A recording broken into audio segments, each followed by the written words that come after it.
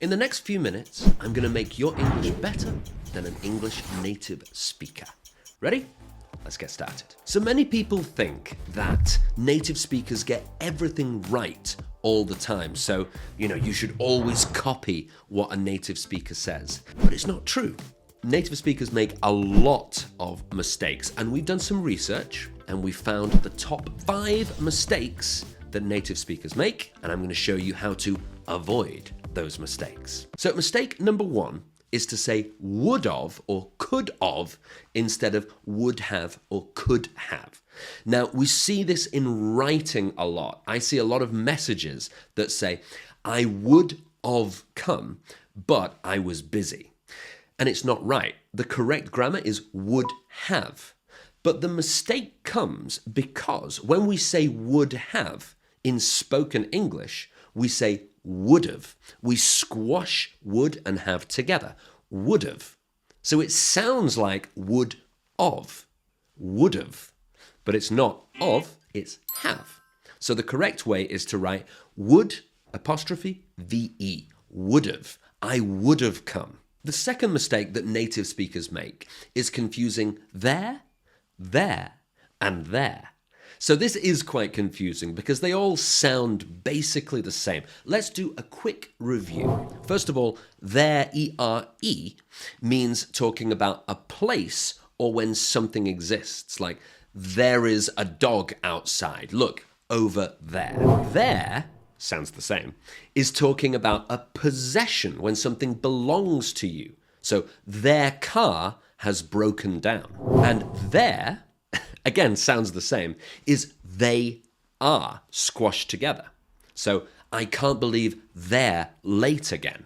And because they all sound the same, you don't really need to worry about saying them. You just say it the same. But when you're writing, you do have to be very careful. Then mistake number 3 is kind of similar. It's your and your. So the first your is talking about when you own something, like your new dress is really nice. And the other one is you are. So you're not going to believe this. Again, they sound exactly the same, so speaking's easy, but be careful when you're writing. Now, if you'd like to keep improving your English grammar and try and get it better than a native speaker, we have a course called Advanced English Grammar. It's really useful, and the link is down here. Mistake number 4 that native speakers make is between it's and its. This is another one where it sounds the same, and so we get confused about which one is which when we're writing. So first of all, it's with the apostrophe is short for it is. So for example, it's raining at the moment, or it's nice to meet you. Both of those are it is. Then it's, I-T-S, no apostrophe, is when a thing owns something, like a dog or a company owns something.